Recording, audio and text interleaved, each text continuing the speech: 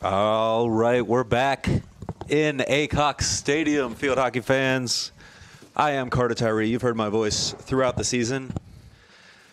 And I'm going to apologize right now. I'm a little bit out of it after watching 18 innings of World Series baseball that night, which is why I've brought on two Trinity alumni for the first time on the mic, Callie Schrader, class of 2020, and, of course, Richard Hamlin, class of a little bit before 2020. We're in here today for this LIS semifinal matchup between the number 2 seed in the LIS Trinity Episcopal and number 3 seed in the LIS St. Catherine Saints. The third matchup between these teams this season. Titans took the first 2, but they need to be ready, as this is a St. Catherine's team that has put up very difficult challenges for some of the top teams across the area. You guys ready? Yeah, very excited. I'm glad that you got to see an epic baseball game last night, and super excited to have Callie, who played in this program and played for Coach Sneed and played in these LIS tournaments and won LIS championships. And Callie, I remember a game, probably would have maybe been your junior year, I think, where you all played St. Catherine's in the championship over at University of Richmond. The game got moved over to that field, and I remember going over there. There was another one against St. Catherine's that I believe was the championship at Trinity. Might have been your freshman year. And I remember one of the Nash girls scored like in overtime shootout to win it. So this is a rivalry that you've been a part of a lot. And just welcome to the booth. Thank you. Thank you for having me. It feels great to be back. A lot of memories being out here, seeing Coach Sneed coach, and I've coached many of these girls, so it's good to seeing them out here, older, being a part of the program. Of course, you did not play on this field. Field hockey moved to this field the year after you graduated to this turf of Aycock Stadium. So when you were a Titan player, you were playing on grass across the way. And how much different now, I know this isn't like the AstroTurf that I think St. Catherine's and Norfolk Academy play on, and that University of Richmond field that I just referenced. But how different is it, especially in the wet conditions today, playing on grass versus on this turf? Oh, it's so different. It moves so much faster. Your passes make so much more of a difference.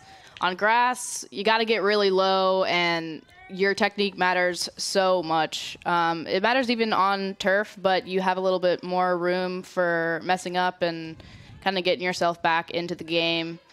So I know that was a really good lift. A shot here, maybe?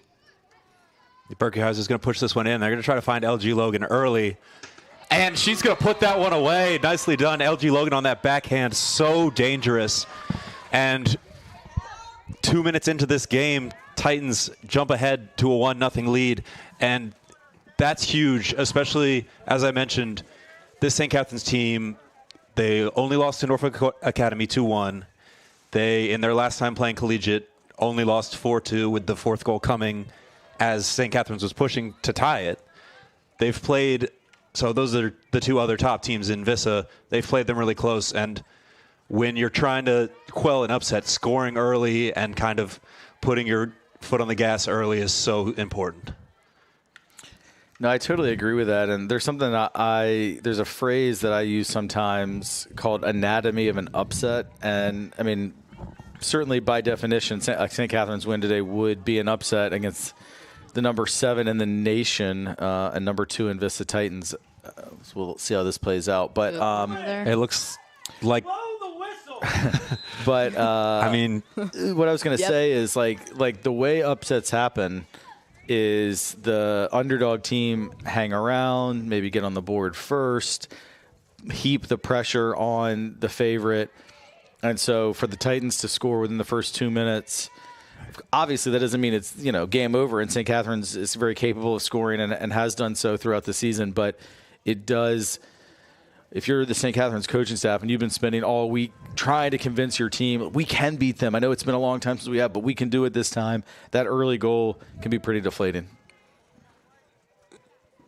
Yeah, and talking about this earlier in the day with some of these girls, they have a lot of belief in themselves, but they do understand what St. Catherine's strengths are, and that is the across the board, St. Catherine's very athletic, as they're going to call the stick check on Olivia Francis there. And if you've watched a lot of Trinity versus St. Catherine's, this shot's in, saved. Titans' forecheck right now is fantastic. St. Catherine's could barely get out of their own crease. But what I was saying is if you watched a lot of Trinity, St. Catherine's matchups in a lot of sports, you'll hear a lot of these St. Catherine's names. You know, one of their captains, Olivia Toll, softball star included. On the bench right now, Izzy Verrett, LIS Player of the Year in softball. Ava Pumphrey is headed to Sewanee to play lacrosse next year. A couple soccer players on this team that I recognize from coaching against them. So a very athletic team that's going to try to break, and they're trying to get the ball to number 7, Lillian Harder, who, as a sophomore, is already the all-time leading scorer in St. Catherine's field hockey history. It's another save there. Nice double save by goalkeeper Kerrigan Canley.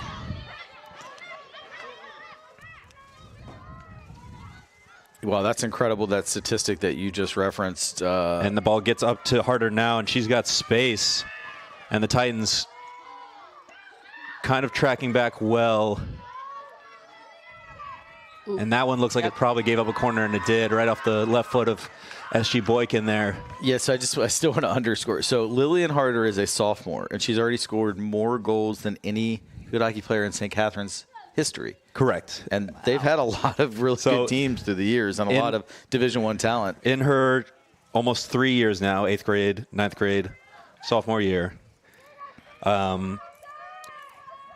Lillian, a couple weeks ago, broke that all-time record. Congratulations to her. She's listed on the recently come out top 100 for the class of 2028 in the country, which so is Olivia Francis. Shout out to the Titans' young star. And a nice deflection, and that's a goal. Yeah. Really nicely drawn up corner play there. And usually when we see the corner play going for the deflection, the player doing the deflection is much deeper, and that one maybe 10 yards out pushed the deflection high. I think it was Olivia Toll who scored, is what it looked like to me. Really impressive corner. And yeah, that's a really hard thing to adjust to. Usually when you come in for a redirection like that, you're really low, kind of at the goalie's feet. To be able to be ready for a deflection up almost at hip height, you got to have a lot of reaction time and hand-eye coordination. That's really impressive. Yeah, 100%. And it almost looked to me a little bit like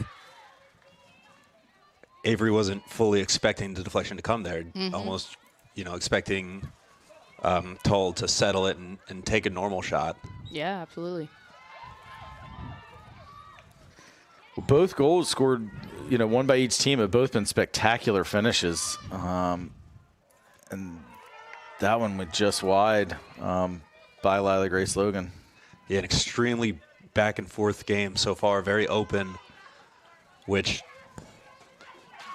it'll be interesting to see now that St. Catherine's has pulled it back level if they sit a little deeper as they looked to try to do in those first 2 minutes and ended up not working. Or if they decide, well, field position's important, we're going to try to just push this ball up the field every time.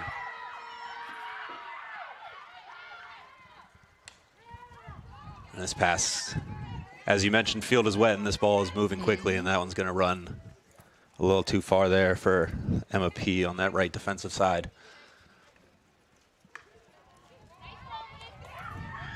Yeah, when I used to play, rain used to mean the ball's moving slower on grass, so it's a little bit different of a thing I got to work on with high school girls now that everyone has access to slick turfs like this. And Callie, I was curious, obviously it's a chilly day, probably barely above 50 degrees and wet. This being a fall sport, at least at the high school level, season usually starts in very warm conditions in August, playing games and practicing in the 90s, and then ends, in this late October, early November.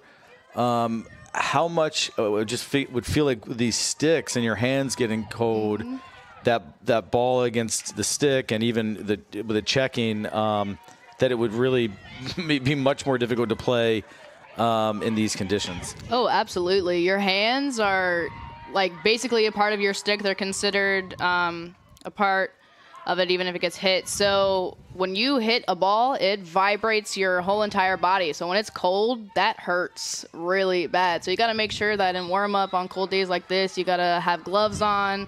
You got to keep yourself as warm as you can so that when you go out there, you can make those big balls, big passes doable without hurting yourself or whiffing a ball and completely losing it.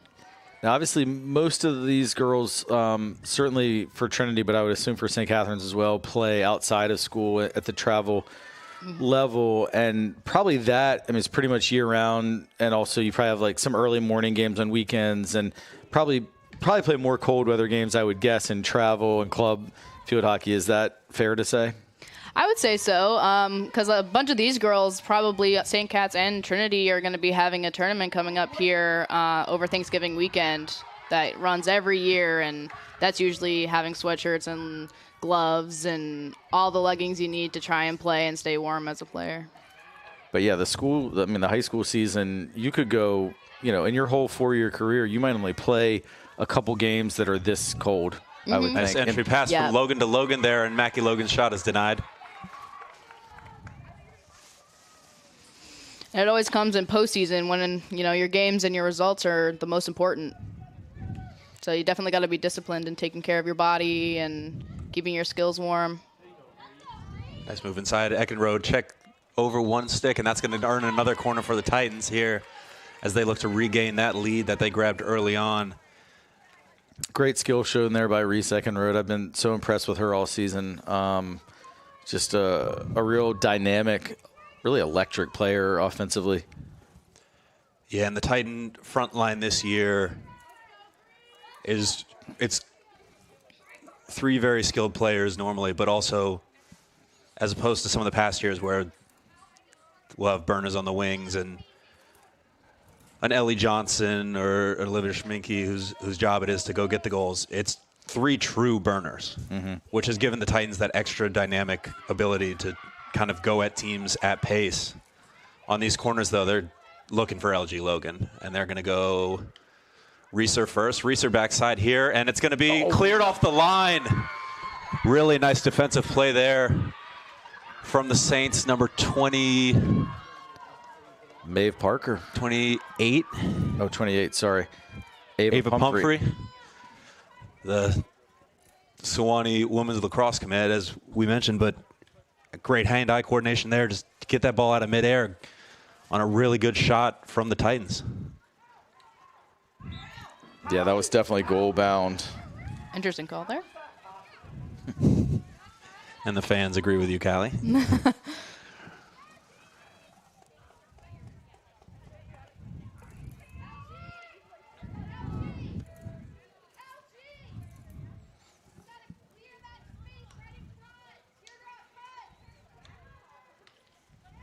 Titans pushed up pretty high here, and they're going to keep this forecheck going and keep this ball inside of 20 yards of the Saints goal, and there's going to be a corner.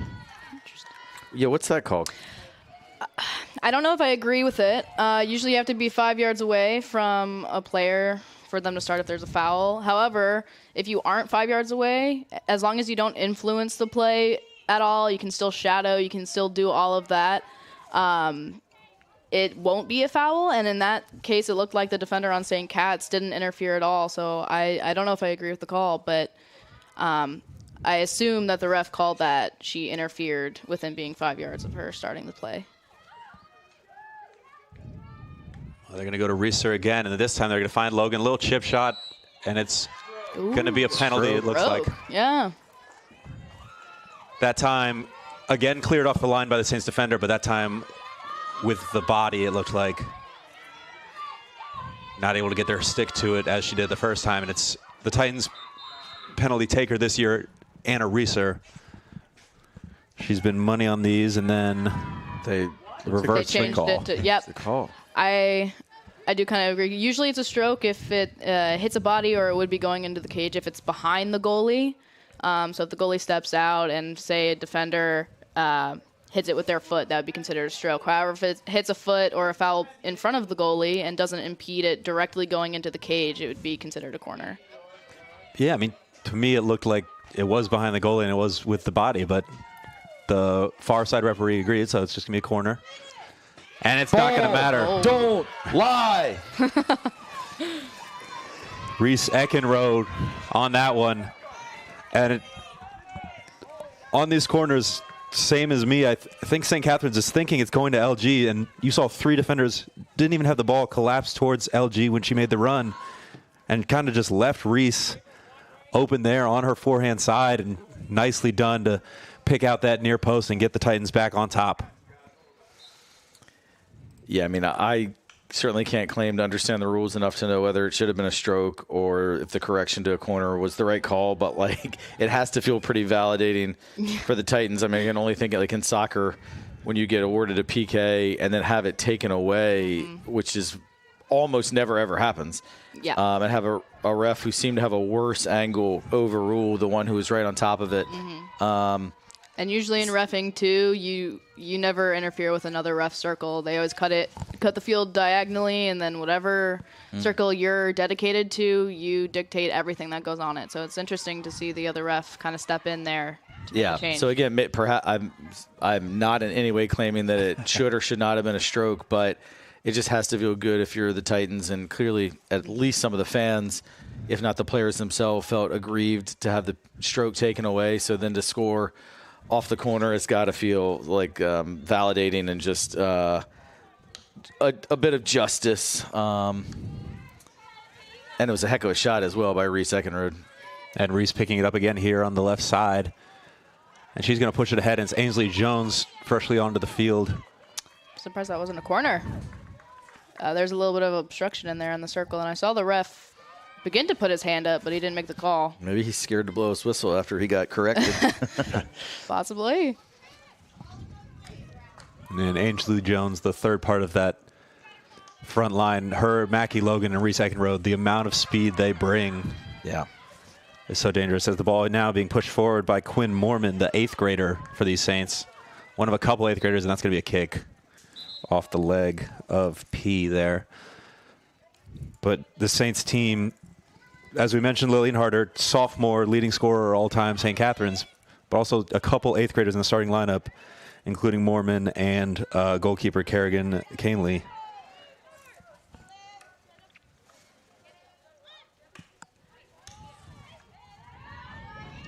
Jones able to control that one in the crease. They're going to call the check there, it looked like on Cabell. And looks like Cabell might have had a word or two for the referee, and he doesn't appreciate that. But we'll get back going.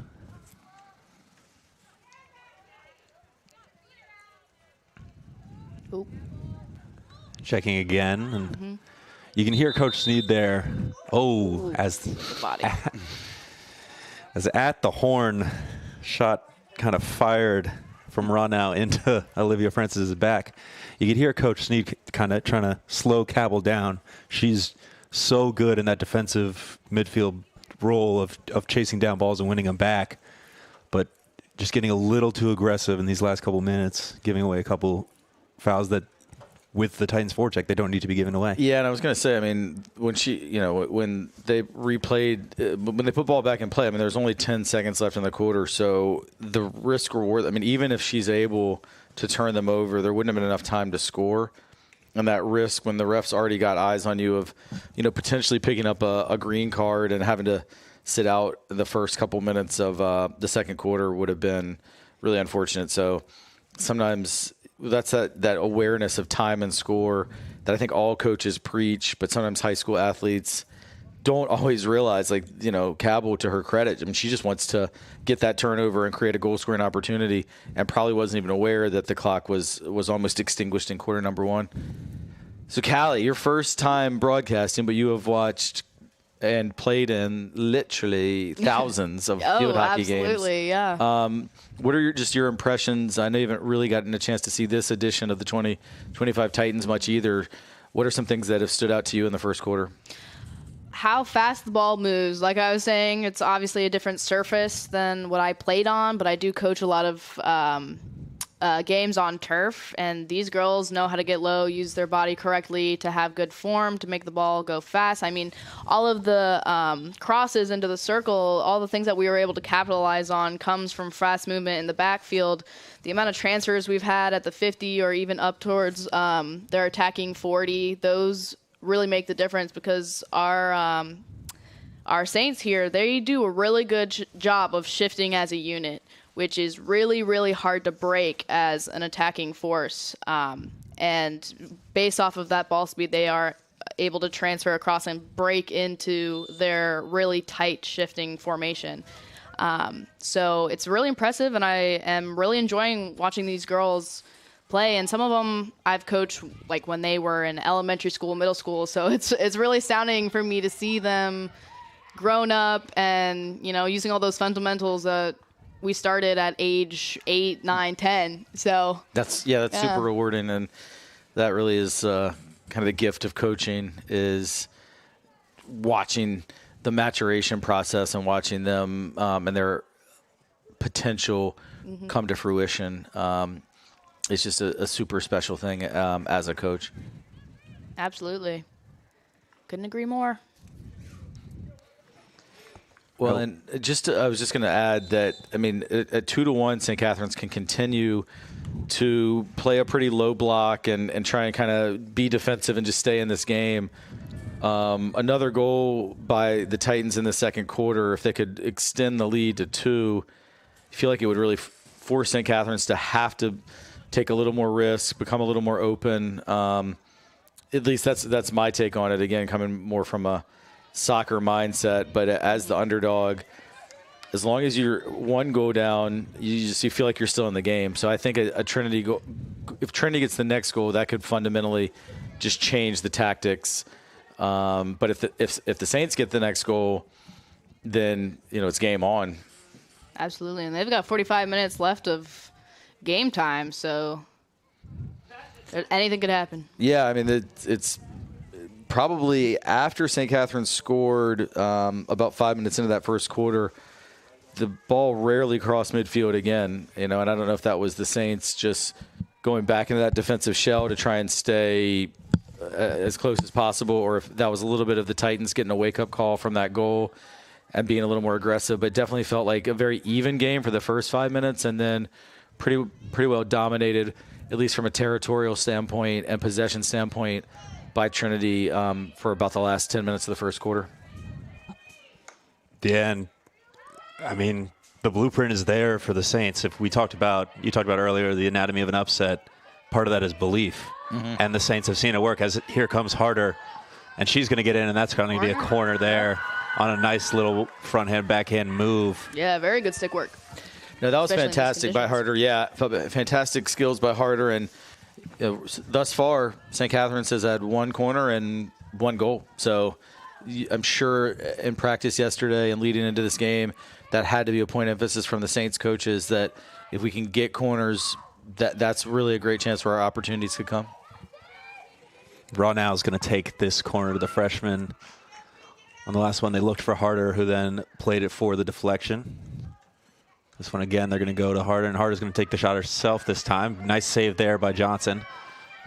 Knocked away a little bit. Harder again, bouncing ball across the middle, and that one was dangerous, but Wetfield skipped away from everybody. And it's going to be Titans ball coming out.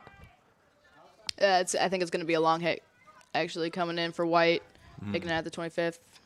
Okay, I didn't see the touch on it, but referee's call is the referee's call. And he changed it. Yep. Yeah, I didn't see it either, but I saw the ref's call. So he's actually got TSPN Live in his headset right now. Yeah. Titans working here on this left side that they've favored for most of this game, as Eckeron's going to check that one out.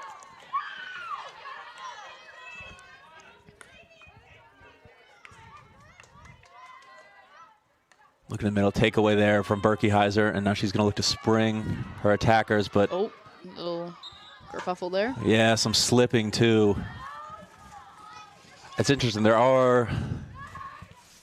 Callie, I defer to you, but there's only one type of field hockey shoe, right? I mean, turf shoe. There's no rain, longer cleat kind of. No, when you play in high school, when you have grass and turf, sometimes we choose to use cleats just because it's easier to not slip on. But if you use actual field hockey shoes, they don't have much depth to them, and they're way easy to slip in. So just your typical A6 shoe, which most of these girls probably have. Saints with a little bit of possession here. And they're going to try to force this one forward, but nicely defended there by Francis. She's going to go Berkey Heiser. Nice little deflection out wide, and now it's Jones. And Jones pushes this forward to Logan, who's able to drive into space. LG now getting towards the line, and she's going to try to spin the goalie and almost pushes it back, and now it's almost an own goal. That was amazing. She ran back all the way. She was up in the front line there. That defender did a really good recover run Emma there. P, I think. Yeah, Emma P again, the captain, getting all the way back. And you got to give huge credit to her there. I mean, that was incredible effort. And it was really one of those where it's just you think to yourself, what's the worst case scenario here? It's that shot going past our keeper. And, I mean, that's one that you could probably 9 times out of 10 is never going to make it to you, but you cover regardless. That's Coach Tyree, I'm sure, has heard boys head soccer coach Brian Phillips many times say, do the work early. And that was a really good example by Emma P of doing the work early to put herself in a position to save that goal and really keep this game very much in the balance. Saints again going to be able to set up. This second quarter, the Saints have been able to have much more possession in the attacking area, as they had basically none, and that's going to be out on the side deep for the Titans. So a chance for the Saints to keep that forecheck going. But in the first, they had one corner and one shot and one goal. And that was basically their only foray into the Titans' attack defensive area. But now through 6 minutes, they've been able to have a little bit more of a sustained attack. So it's kind of a counter to the Titans, and let's see how the Titans are able to adjust back as Crichton tries to get this one up the line. Nice little bit of dribbling, and it's going to be out off of Crichton.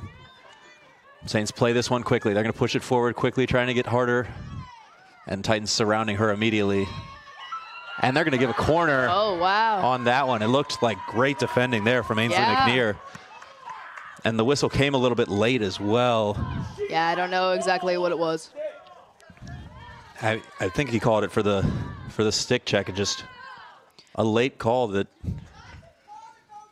kind of seemed clean. Well, I mean, I'm going to repeat something I've said a couple times already. I am not very familiar with the rules of field hockey, but I am familiar with Ainsley McNear and what kind of kid she is. I have never seen the body language and the reaction of Ainsley McNear. Like, she is such a good sport, and for her to react that demonstratively to that call makes me think, at least in her own mind, she did not agree with that call. Yeah, and the ref's talking it over now.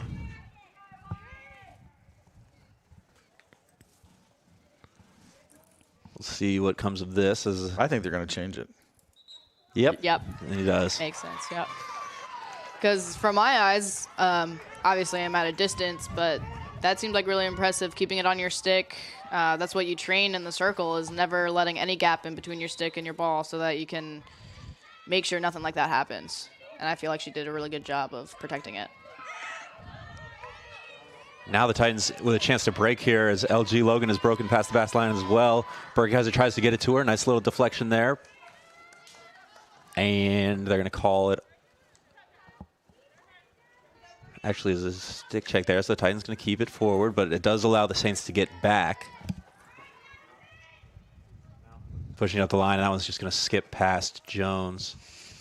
Yeah, and you see all of the St. Cats are on the left side of the field right now. So those transfers that I was talking about earlier that the Titans are doing a really good job of is getting around an entire group of St. Cats and is opening up all of the shots at the top and even the left side of the circle, getting all of these shot options for the Titans.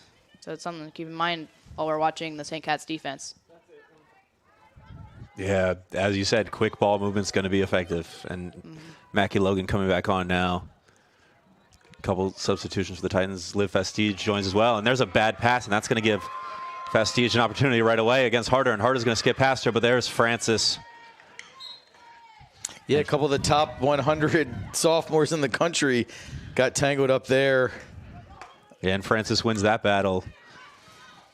And now Berkeheiser's going to play this one out. Yeah, one of the things Liv did there, I'm sure she would rather have the takeaway, but being able to slow up Harder, who had a full head of steam, just force her to make a move, slow down a little bit, and give Francis a chance to get back to the ball and give McNear a chance to get back on the other side. Was an important move there. 6:30 here remaining in quarter number 2, 2-1 Titans. Berkeheiser tries to jump that one, a little slow to it, but Crichton's going to be able to take it away, and she's got a couple options. She's going to try to feed Logan in the middle, but Logan has had Ranu following her around for most of this match. So the Titans are going to need to find maybe less direct ways to get the ball to Logan, maybe pushing it out wide, getting it back to her inside, as they haven't been able to find her in the middle as much as they normally do. Saints now on the offensive. Spinning and pushing it forward. Still a battle for the loose ball. Crichton's going to come away with it. Ball slips out of her control, though, and right back forward is Tull. And there's a big swing, but not able to get that possession in the crease there for the Saints, and it'll come out. And as we head down to about 5 minutes to go here till halftime, I was at the regular season game between St. Catherine's and Trinity here back in probably late September or early October. I know they also just played again last week over at St. Catherine's, but definitely this has been, I mean, I've been really impressed with St. Catherine's today relative to that performance. I mean, I don't know if you remember the final. I think it was 4-0 or 5-0 when they played here probably around a month ago. But this game has been much more competitive, whether it's the weather conditions have been a bit of an equalizer, just the Saints' improvement. I mean, we mentioned it's a young team, starting a couple 8th graders, as well as I think a couple 9th graders. Their all-time leading scorer is a 10th grader. So it's a fairly young St. Catherine's team that maybe now in late October has just improved from what they were earlier.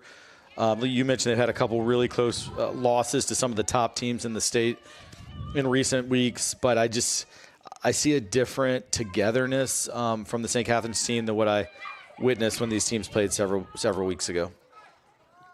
Yeah, and I think another part of that, and it's a phrase I think I heard the most in terms of talking about high school basketball, but it's very difficult to beat a team 3 times. Yeah. Even if you're the better team by a good margin, it's just the familiarity makes it so much harder each time, and that third time, they know what you're going to do. They know what you're going to bring. Yeah, I've been part of many 3 meetings in a season, myself in coaching and playing in high school sports, and I've seen that cliche proven true many, many times. And LIS field hockey is so pretty much dominant at the state level with 3 of the top 4 teams this year, but kind of consistently year in, year out. Trinity Episcopal Collegiate and St. Catherine's are usually among the top 4 teams in the state, along with Norfolk Academy. And so the chances of playing a team 3 times are quite high. And in fact, Trinity Episcopal and Collegiate have played each other 4 times many of the last few years.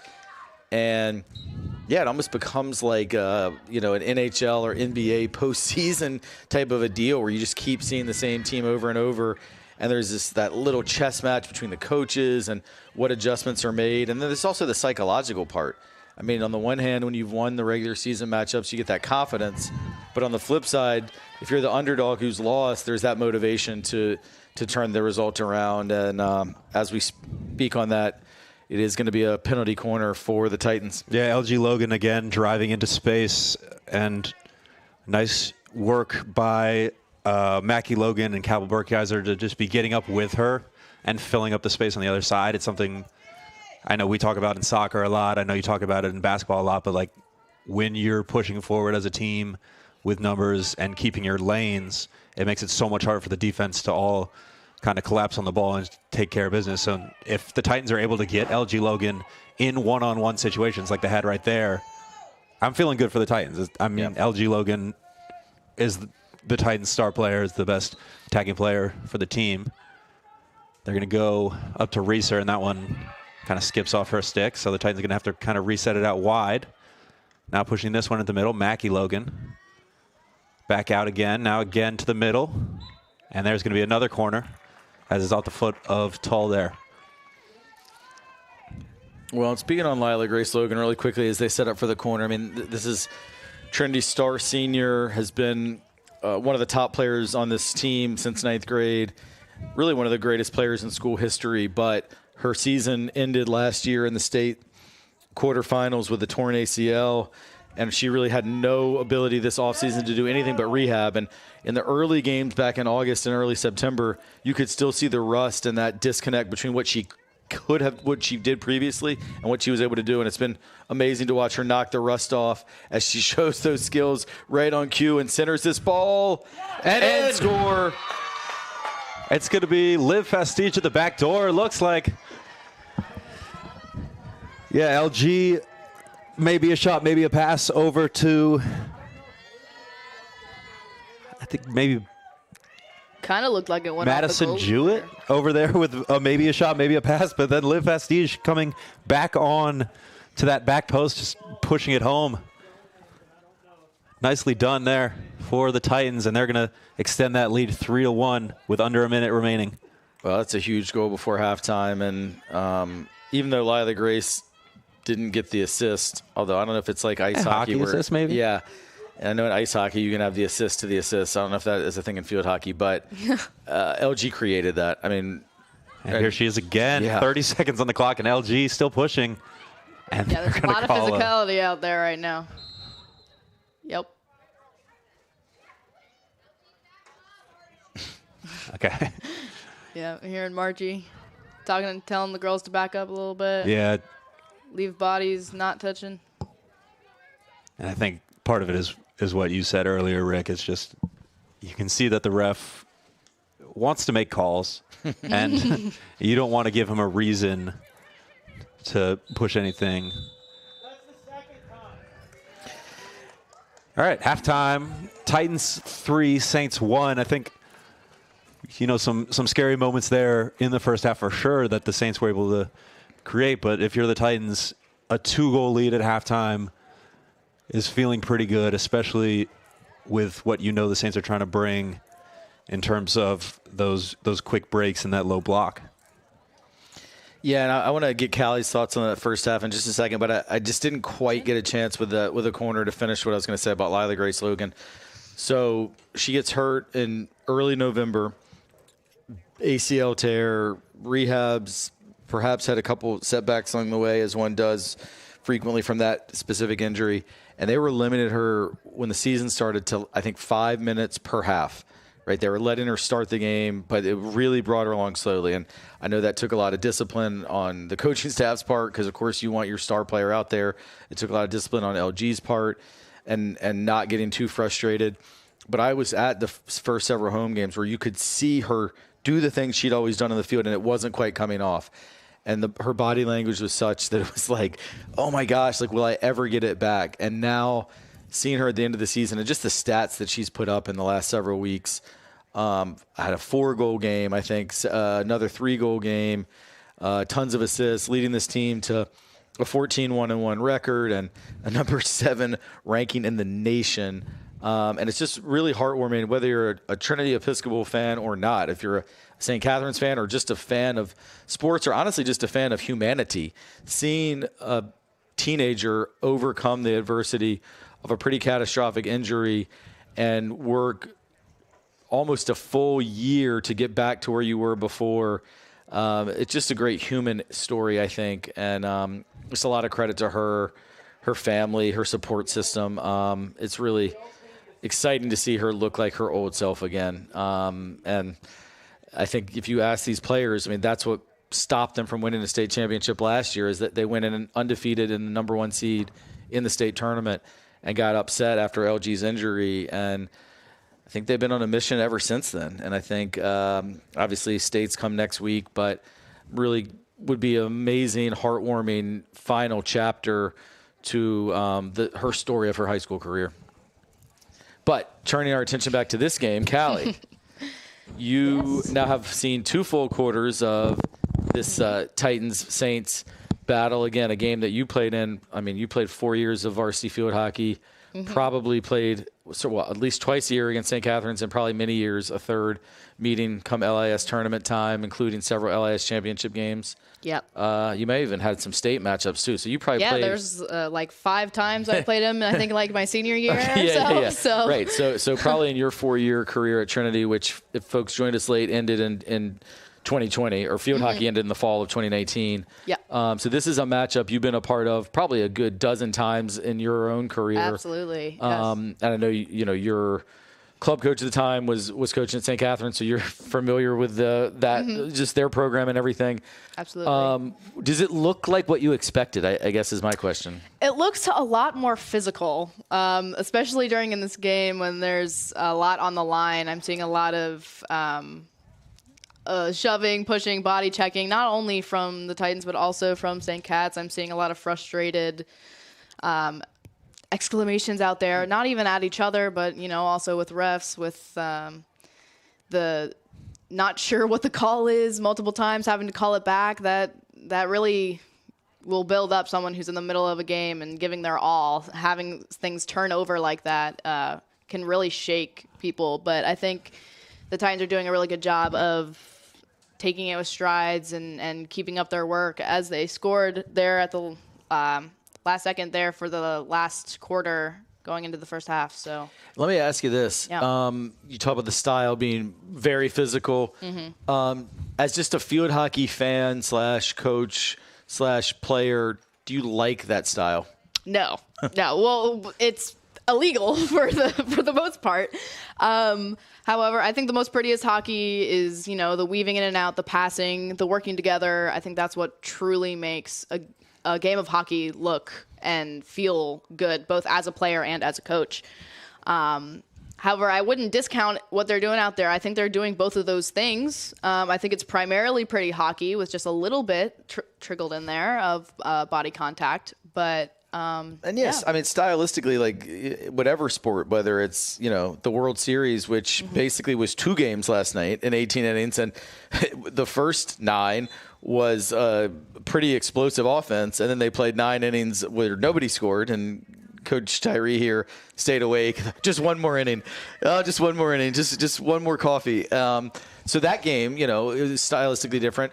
We both, or all 3 of us, really have a background in soccer, and there are soccer games that are very physical and not very pretty, and there are soccer games that there's not a lot of contact and it flows, and different styles can sometimes matriculate into different contests. And so I just think it's interesting that to your very, very well trained eye, this appears to be a particularly chippy game. yeah, I do kind of like it, I have to say. I mean, as a soccer coach, I could totally see that for you. When soccer games get chippy, especially as a neutral, if it's my team that I'm coaching or playing on, I'm not really dying for that necessarily. But if I'm just watching, Barcelona, Real Madrid, or I don't know, 2 poor teams like Everton and West Ham or something, let me just go ahead and see the physicality. Yeah, couple it stirs red cards. emotion. Yeah, it stirs emotion both for fans and for players. So, that's why I'm a little worried, because you don't want to stir emotions too much as a player, especially with the warnings that the refs are giving out. So, I guess that's my big concern going into the rest of this game, making sure everyone keeps a level head. Yeah, we definitely want everyone to stay healthy for sure. Yeah, both these teams will have, the winner, of course, will play for the LIS Championship on Thursday, presumably at Collegiate. But then they both also have big aspirations next week with states as Burke guys are driving forward, crushing this one across. Well, that was a really Not on that heads-up boat. play by Cabell Berkeyheiser. I mean, the ball was sitting, the referee had made the call, and she was the only one really alert to the situation and just took it and ran with it. Yeah, it almost caught the ref off guard. I saw him try and go to blow for a whistle, but realized it was clean. And this one's going to head nicely Great save. saved. Mackey coming back on the sideline. They're going to get her for the check. Pushing it forward is... Yeah, something I was going to Ronell. mention, too, in the first half, the left side of the field for the Titans, our left mids, left forwards, left D, are doing a great job of being patient with their sticks. Because as an attacker on field hockey, you always want to push your team to the right because that's your strong side of your stick, since everything is right-sided. So that's where you're the most advantaged. But because we have such a good left side, strong players out there, it is really, really hard for St. Gat's to get it down there and get anything across the circle, getting all those shooting opportunities. So look out for those left mids, left defenders, and left attack, and just watch their skill. It's astounding. It's great. Mackey into space down here on the right side, and she's going to push this one down the line to Jones. And Jones has a little bit of room now in front to look to get a ball into the crease, and she does a nice little backspin there, but it is going to go across the line. Callie, I mean, I assume there are left-handed field hockey players. Like, what do you do? You got to learn how to use a right-handed stick. There's nothing to really adjust there, but usually people who are left-handed have really good reverse skills. Reverse passes, reverse shots, reverse defending. However, it's still hard to get used to a right-handed stick, so even if you're a left-handed player, left part of this field isn't always the best place for you. Nice takeaway here from the Titans as Francis is going to push this one towards the middle. She's got company with Toll there, though. Still going forward. Now up ahead. And it's Eckenrode, goal scorer in the first half, working down the line on Safran, one of the captains of the Saints. She's going to play this one towards the top and just past Berkeyheiser. Nice effort there from Jewett and Logan to keep this one in the Titans' attacking area, though. And good hustle there from Mackey to keep it in. She's going to backhand this across. Ooh, Too high, though. body. Dangerous. That one hurt. Yeah. Looked like it hit her hand there.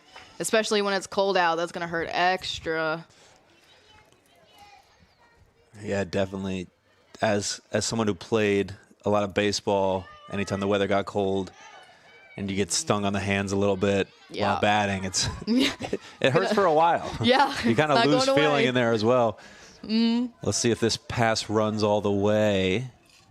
And yeah, SG will let it go. And yeah, just a reminder, if folks joined us late, this is the league semifinal. So the winner of this game advances to Thursday's championship game, which would be at the would be with the highest seeded remaining team, which is very, very, very likely to be number one seeded collegiate. I guess they're probably playing Stab or They're playing Gertrude St. right now. today.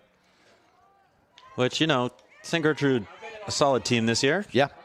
They gave us a scare early on this season through three quarters. And then the Titans scored 5 in the fourth and won 7-2. But I think it would be it would be a news big upset if they were to pull that off. But St. Gertrude is definitely credit to them. They've improved a lot. Yeah, from a team last year where routinely giving up 10 goals. Nice defending there from Logan again. And behind the tent, as it was raining at the start of this game, but seems to have let up and is now just cold and wet. If the Titans hang on and were to face collegiate in Thursday's championship game, it would be the 5th year in a row that those two had met in the LIS championship. 19, 21, 22, Okay, 23, 24, 25. Yeah, 6th straight year. And also St. Catherine's has last won the LIS in 2013, and since then it's been collegiate or Trinity every single year. As there's a trip called on Fastige. But if Titans hold on, it would guarantee that at least one more year would be another Trinity or Collegiate LIS championship, which would make it 12 straight years of that. Wow.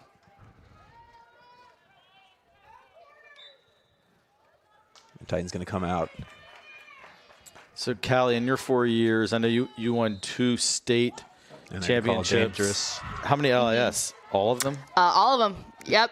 All LIS. We won from freshman to senior, and I think they won 2 before I also got there. So we had 5 in a row. By the time my senior year. 2 + 4 = 6. Titans from okay, math is Titans from 2014 to 2019 won, then Collegiate in 2021, 2 and 3, and the Titans last year. So 5 was right. I just got my years wrong, I think. I don't know. I'm not going to try to attempt math it was right 6. now. It was 6. But that's all right. Okay. We've never claimed to be a math broadcasting channel. I mean, mathletes, if you want to let us into the meets, Bring them into the box. we'll bring all the excitement. I was talking to my girls. Feel like it's a lot of geometry, though. Yeah. Angles is what makes the world go round in hockey.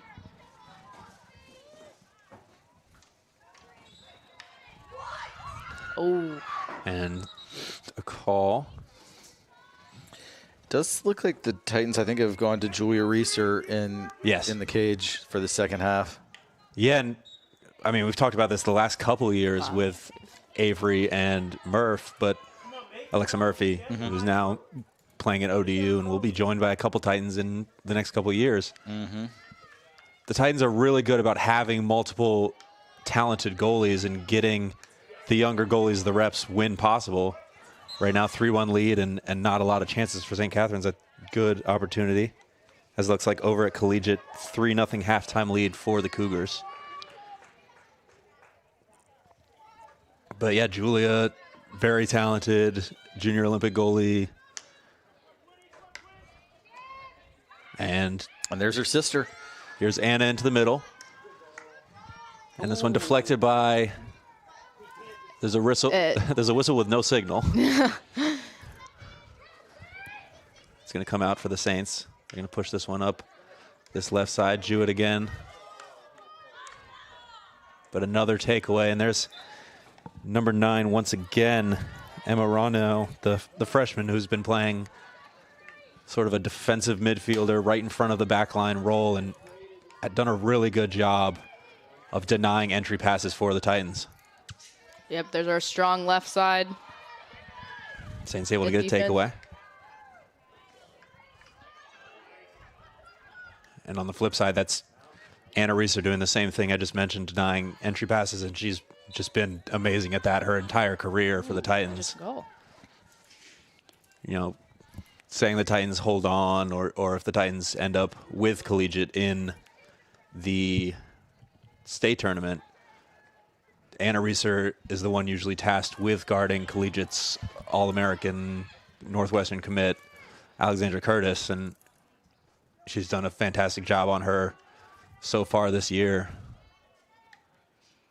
And that one's going to be off the foot, and as you mentioned, cold weather might make that sting a little extra. Absolutely. And their feet are probably wet at this point, too, so definitely going to hurt. Yeah, running around in those wet socks. And I did just check the weather. 55 degrees, but feels like 46. Oh, boy. So, yeah, that does not feel good on the feet or the hands. Logan trying to push forward and runs over Rano, but Rano hit her first. So Titans going to keep possession. Now LG finds Jones. That's off the foot. Outside the crease, though, just outside. No corner. Jones going to keep pushing forward, and this one deflected out. It's going to be Interesting. Saints. Yeah, I also thought that might have been off the Saints, but it's going to be Saints ball.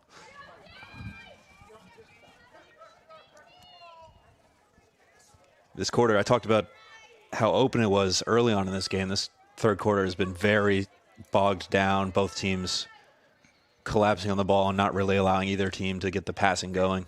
Yeah, I'm not sure either goalie has touched it this third quarter. At least hasn't made a save. LG brings that one across. It's going to be out. Titans going to keep possession outside this time. And look at St. Catherine's every player behind the ball right now.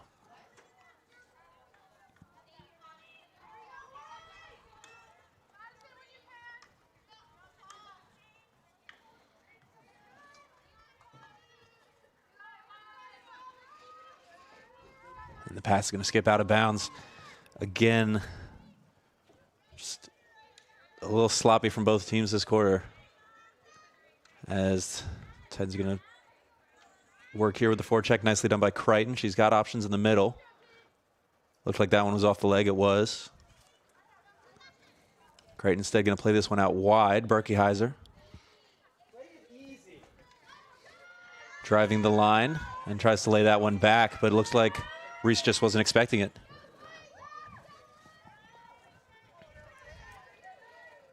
Callie, I know you talked about breaking down the block with just quick passing, but what else could the Titans try to pick up a little bit here to get some opportunities? I think once they're starting to get into the circle, they're kind of getting their head down and working on their stick skill. But with all of St. Cat's in the circle, that's going to be a hard feat to get through. So I think they need to start working on taking shots, doing their crosses, and doing their transfers even at the top of the circle. I think we heard someone out here in the bleachers saying, do the easy option. And I do think that that is a good advice. There were a few times there when, I don't remember who came into the circle on the baseline, but everyone on the top of the circle was an open path to take a shot if the ball got to them. So I think just keep their passing game up. Yeah, Saints looking to break there. Nicely done by McNear. Keep the ball in the half. Toll pushing forward. And she's going to move it ahead towards SG Boykin with a smooth move there and a little bit water assisted, but very pretty juke to send the pressing attacker down to the ground. Under 2 minutes now, quarter number 3.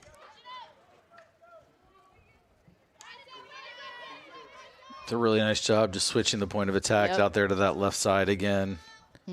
Yeah, the St. Catherine's shift is slowing down a good amount. So yeah, now the Titans able to get into this attacking area with numbers here before St. Catherine's get all the way back. And Jones, that first touch just eludes her, but she's so fast. She's able to run this one back down, and that should be a corner. It will be.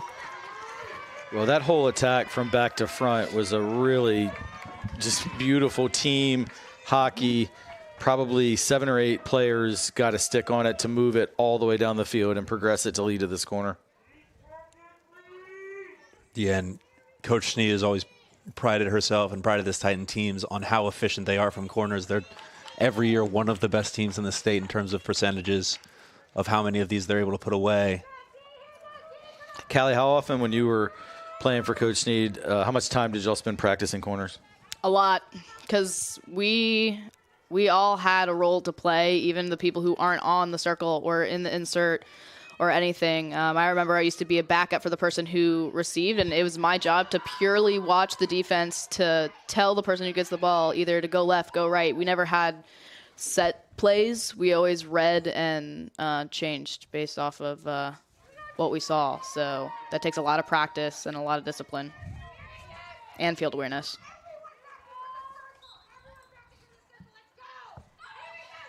Yeah, you hear the Saints coach there telling everyone to get back into the circle, trying to get that low block going, and that one's going to be off the foot of a Titan attacker, and the Saints are going to be able to come out killing off that corner.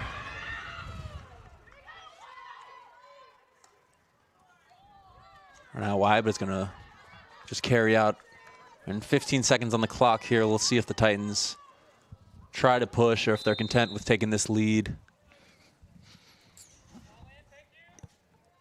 Yeah, I don't know if they have time. What do you think, Callie? Can you get it in 8 seconds all the way from out wide, 40+ yards out into the cage? It's definitely doable, and actually when I was in high school here, we did train doing it in 8 seconds.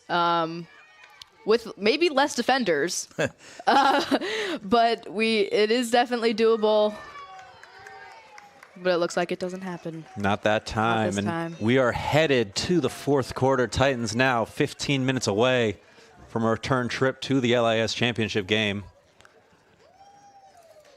Yeah, that's a spot that Trinity Episcopal has been in every single year since at least 2013. I know, Carter, you mentioned that 2013 St. Catherine's won it, but that was, I remember, it was against Trinity. 2012, I must confess, I do not remember, but I bet you that Trinity was in the championship that year too, because that was Annie Sneed and Christy Van de Kamp's freshman year, and I'm pretty sure that they really, in a lot of ways, launched this program into the sustained success that it's had ever since then. They just were a different level than a lot of the previous players had been, and of course, both went on to play at William and Mary, and Annie is down there on the sidelines now and doing her thing, coaching not just here at Trinity, but she also coached the St. Michael's team this year. I think they ended up going like 8-1. Probably the best season St. Michael's Middle School had in a long, long time. And then, of course, she's doing her thing with Relentless as well, along with Cam Rogers, another Trinity grad. But, yeah, if the Titans hang on for 15 more minutes, that would be back in the championship game of this conference, this very esteemed field hockey conference that Trinity has been in at least the championship game. It would be about 14 times in a row, and won the majority. Although, like you said, Collegiates had a nice run in there as well, particularly in the 2020s. So I think the Titans are in good shape, but at 2 goals, it's not completely done. And if they do get it done, though, I'm very excited to see what happens Thursday. Collegiate gave Trinity its only loss this season over at Collegiate, a 4-2 Cougar victory, and then when they came back over here, game ended in a 1-1 tie. And other than those two, Titans have won every single game this year. And I don't actually think I mentioned in passing that Trinity's the number 7 team in the nation. That's not 17. That is number 7 team in the nation. And Collegiate's number 6 in the country. So you have 2 of the top 7 teams in the country right here in Richmond, only, as the crow flies, about a mile apart from each other, separated by the James River. And then, obviously, the top 2 in the Vista as well. It's just amazing what a hotbed for field hockey that Richmond is, to have the top 2 teams in Virginia, 2 of the top 7 in the nation, and then you throw St. Catherine's in the mix. I mean, they're 4th in the state, and have a great record also. So this is a really, for the size of this market, it's pretty amazing how much field hockey talent comes through it. Yeah, and outside of probably football and the boys and girls basketball, where there are a couple teams that play national schedules, you almost never see top 10 in the country matchups in high school sports between 2 teams that are ranked by whatever ranking governing body there is. But for fans of field hockey and fans of high school field hockey, you might see 4 this year between Trinity Episcopal and Collegiate. And it's been 4 every year I've been at Trinity, which 2021, it's been 4 matchups between the Titans and the Cougars on the field hockey pitch. Quick math, 4 times 5, that's 20 times in the last 5 years if the Titans and Cougars do match up in the state tournament again this year. But they've got business to take care of here first as the Saints look to break out a little bit. Now you can see that the Saints are sitting harder high along with a couple other attacking players as they need to chase goals now. And they've got an opportunity here. They got 5 forward. SG there on the ball, nicely defended, forcing her towards the line. Spinning back towards it, and it's going to be off of Francis, but off the stick. They'll keep possession up at the top.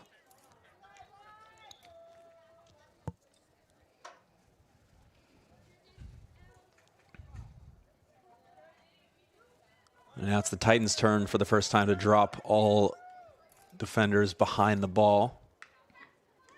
Right now trying to set this up. She's going to push it forward. And there's a corner. Just a little bit late getting there by Anna Reeser. I mean, she's been so good so many times of jumping those passes and maybe a little bit late, and she ended up getting the stick. And the Saints here, 13 minutes remaining in this game. It's a huge moment in the game. I mean, their first corner, they had that incredible goal early. I think they've only had one other corner since then. But a goal here would make it, I mean, anyone's game. They're going to go short to P. And roll this one back up top, and it's just going to be harder trying to work herself to a backhanded shot. Really nicely defended there, though. Yep. Not out of the woods yet. Ronald's going to take this one, push it up the line. Working towards the line. Titans are there defending, and they're going to give the corner again. Looks like off maybe the side of McNear there. And I mean, Callie, you can speak to this more than we can, but it's so hard when someone's dribbling into that crease to kind of stay in front without giving away corners. And there's going to be a false start. Ooh, on the Saints.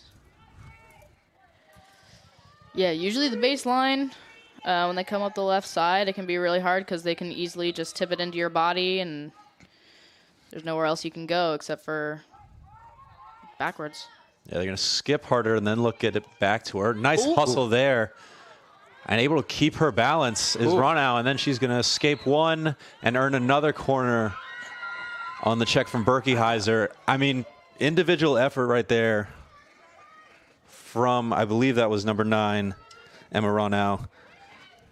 Yeah, she kept that in play, but I wonder if that part of the field is particularly wet. I mean, we just saw several players go down in a very small area. This one's going to go same place, and then they're going to work it back to Harder. The same play. Harder this time tries the backhanded. defense. Great defensive play there. And now a save from Johnson as she came back in for this fourth quarter. A little bit tense moment here for the Titan defense, as the Saints have had a sustained press going on for a couple minutes now. Jones not quite able to get away with that one. And Ronald's going to send this one long. And let's see if the Titans are able to use that and get out of the defensive area.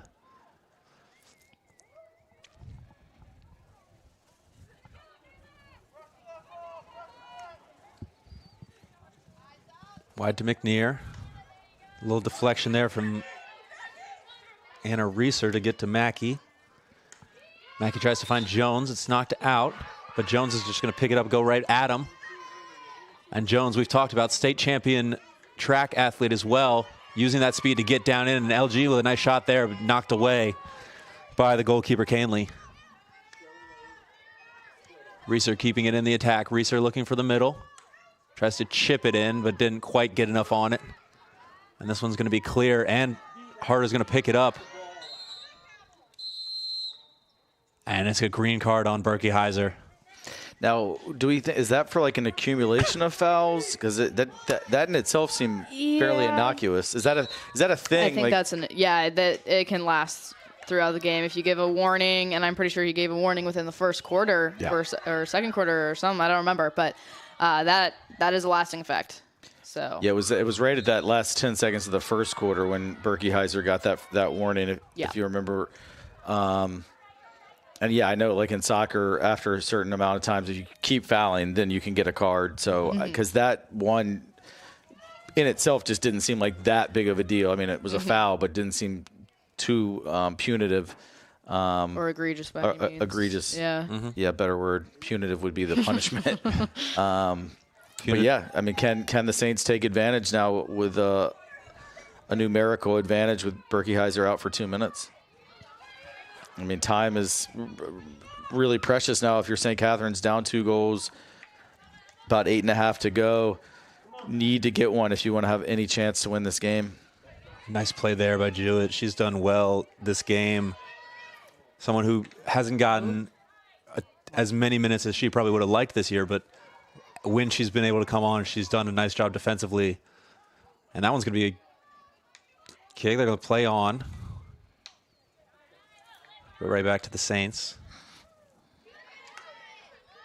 Titans content here to kind of just try to kill off this power play. I definitely don't agree with that call. You're not the only one, based on what I'm hearing from the stands. Yeah. And that's off the foot. So Saints still in the attack here. Pushing it forward. There's a shot nicely defended there by Fastige.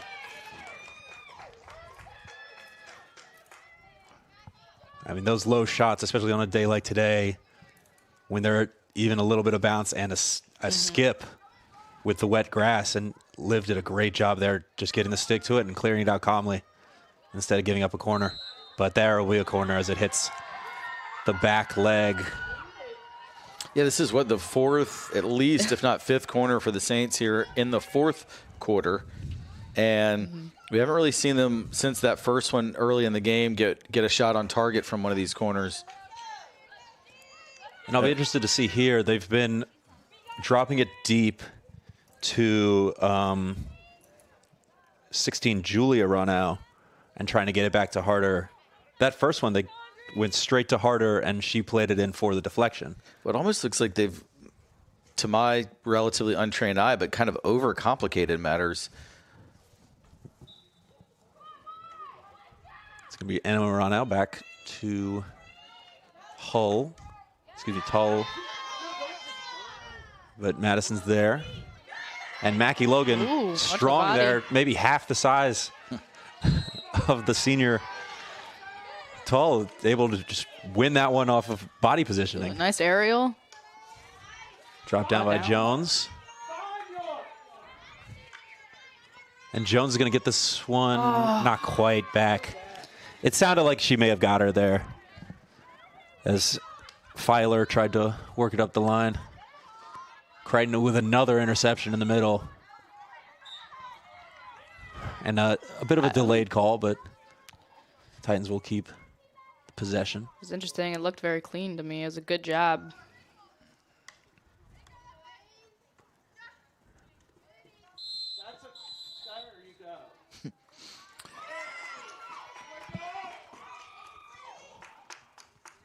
Callie, I'm going to defer to you on that I one. I was looking at Callie as well. I mean, I've never seen a corner given for something that happened that far outside of the It's usually done circle. if there's an egregious foul. I wouldn't categorize that as an egregious foul. I am not a trained ref by any means. However, that seemed like it didn't really interfere with her body from my angle. However, I'm not on the field, so I can't make that call. Oh, and here's what I will say about the referees. There does seem to be a level of consistency. They have been calling a lot, Yeah. but they've been consistent. You know, they're calling it close. And It's a real as a chance coach, here. for LG just wide. LG's so dangerous on that backhand, even going away from the goal. If she's just able to get that shot off, she'll take it because she can hit it so well. And just missed the outside of the post. And it looked like maybe Reese could have had a chance to tap that in, but was kind of watching it, see if it would go in as well, because you don't want to try to tap it in and end up blocking your teammate's shot. Best chance of the fourth quarter for the Titans, though, for sure.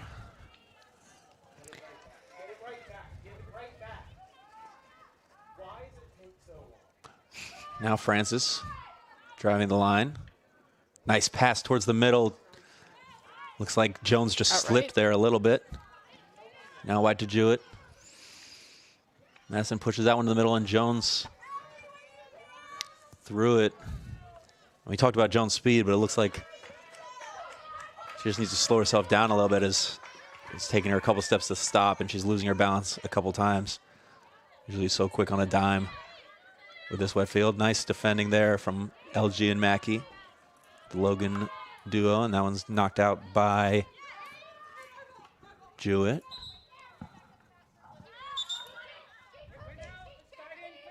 And now the Saints bench having some words with the ref. Gets a warning there. Always fun when both coaches are A little fuming. Talking about us. Yeah. Well, Coach Sneed's been pretty quiet, but she Yeah, hasn't needed to complain because she's had some parents doing it for her. Yeah. Yeah, I mean, a couple in the first quarter. That's going to be a foul on Logan. That's Looked to me like a crazy call. Julia Runnell may have just checked Logan and then realized that LG is one of the strongest girls of this entire school, and it ended up going her way.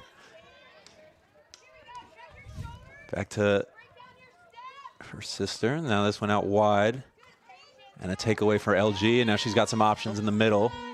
She's going to push this one up the line instead, and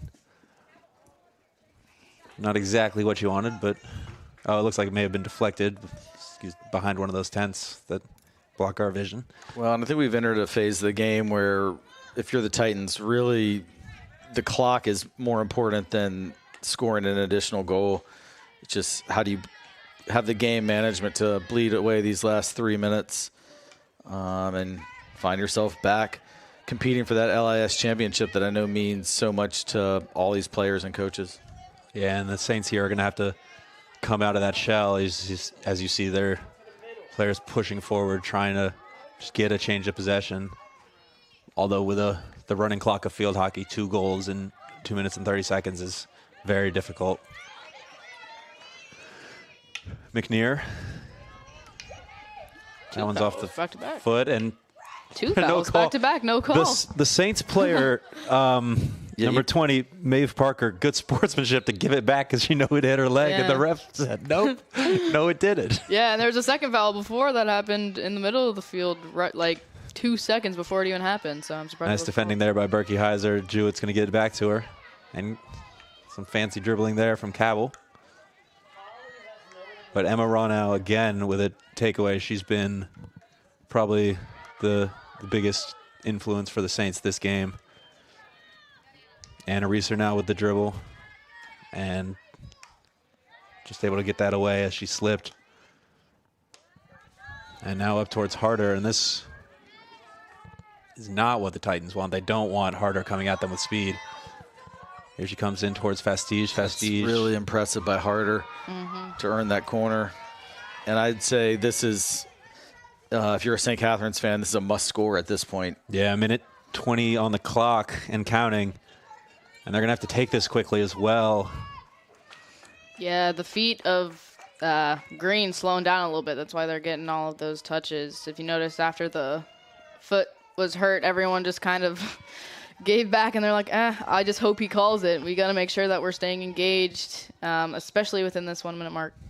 And they're going to go this one straight to Harder. Harder looking for the forehand shot, still working it. Now gets it back to her backhand, and had a chance at a shot, but really well defended there. Good clear. I mean, Anna Reeser, I hate to say that she always quietly has a great game, but she does so many of those little things defensively. And now the Titans able to push this into the attacking third. Whether or not they can take it to the goal, not as important as the fact that if St. Catherine's needs to score, they need to go the length of the field multiple times in 30 seconds. And that's a foul on Jones. And St. Catherine's trying to play it quickly, are going to play it right out of bounds. 15 seconds now, and the Titans have possession on the side. They're fine to take their time here. They're going to get it to LG, who's one of their strongest handlers, and she's going to head to the corner. 3, 2. And that'll do it. Titans headed back to the LIS championship game. Yeah, so assuming the Collegiate held on, we said they were ahead 3-0 at halftime against St. Gertrude. It'll be the third meeting of the season between these two top 10 teams in the nation. Thursday at 3:30 over at Collegiate Robbins campus. And, man, it just should be a great game. I mean, these girls know each other so well. A lot of them are club teammates. As you mentioned, Tyree, these programs have played close to 20 times in the last 4 or 5 years. So for the juniors and seniors on both teams, even if they don't see each other in club hockey, they see each other on the high school pitch plenty of times, and both teams have, I don't know the exact breakdown. We probably should look it up before Thursday's game, but it's been pretty close to even in those aforementioned matchups. So with the trophy on the line, really excited to see how Thursday's game goes. And for St. Catherine's, they're likely to host a state game next week as they're currently ranked 4th and have the opportunity to go to the Final Four and see if they can make some noise. They really impressed me today. Like I said, I think they've grown a lot since I saw them earlier this season. Yeah, and such a young team as well. I mean, a lot of those names that we said most of the time, sophomores, 8th graders, freshmen. So they'll be a team that experiences like this are always good for. Like, you're playing in highly competitive playoff games. You know, you may not get the win, but this is something that the coach will probably look to build on going forward and just say, hey, look, we can hang with these teams. Callie, final thoughts from you? I think it was a great finish there. It was a little scary there at the end. I feel like we were losing a little bit of steam, and we're kind of letting the 2-goal lead feel a little bit too safe. But overall, I think the Titans did really well. They connect very well as a team, especially within the backfield and the midfield area. Yeah, I think and I learned that the left side of our Titans are probably the strongest defense that I've seen in a long time. So, yeah, it was a great watch. One thing to point out, it's kind of just ended now, but while you were talking, and there's still a little bit of this going on, but you just see the mutual respect and friendships between these teams. I mean, right down below us, right at midfield, it was like probably 20 girls, about half from each team, just chatting and hugging. And, you know, I assume they're mostly club teammates and friends. And that was really nice to see after what was a physical, hard-fought game. Mm-hmm. But you can just tell there's a lot of mutual admiration and affection between these two teams and programs. And that's one of the things you love to see in high school sports. Yeah, I mean, we talk about it anytime this Titans field hockey team plays St. Catherine's or collegiate. Just the number of these girls that have played together forever growing up. And we've had siblings across rivalries. We've had like coaches who've played in the rivalries that understand it, that have coached with the other side's coaches or played with the other side's coaches when they were coming up. So it's a long, Richmond, Virginia as just a hub of field hockey is so strong right now, and it's so fun to watch. Well, I guess won't be broadcasting the final, but hopefully collegiate will, and anybody who's local should try and definitely head out and see what should be a fantastic contest on Thursday. But once the state pairings and state bracket gets announced over the weekend, we will plan certainly to bring any home contest to you. I think it's a very safe bet that we'll be hosting a quarterfinal on Tuesday and a good, decent chance of a semifinal as well next week on Thursday. So this is not it for TESPN for this field hockey season. And our next TESPN broadcast in any sports is going to be Saturday. Football, as Trinity Episcopal host Benedictine. The Cadets coming in at 9-0. Titans 7-1, a game that means so much to both programs, even if they were winless, but much less as the top two teams in Vista and two teams fighting for state rankings as they get ready for the football postseason. So very excited for that one right here on this same field at Aycock Stadium. This field hockey field will turn into a football field. And if you can't be here, definitely tune in for that one, 1 o'clock on Saturday. Any final thoughts from anybody on the panel here? No, it was a great first debut for TESPN. I really enjoyed it. And so, yeah, thank you. We're super happy to have you, Callie. It was nice to have some actual field hockey insight. Hopefully I can bring more in the future. Absolutely. That'd be great. Yeah, great job, Callie. Thanks so much for joining us. And Tyree, I'll let you sign off and look forward to being back up here in a few days. Yeah, no problem. Your final score, Trinity Episcopal 3, St. Catherine's 1 in this LIS semifinal. Titans headed to collegiate, who we can confirm won that game 3-0 against the Gators.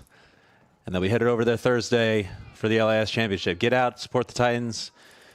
For Callie Schrader, Rick Hamlin, I am Carter Tyree. Thank you so much. Have a good one. See you next time.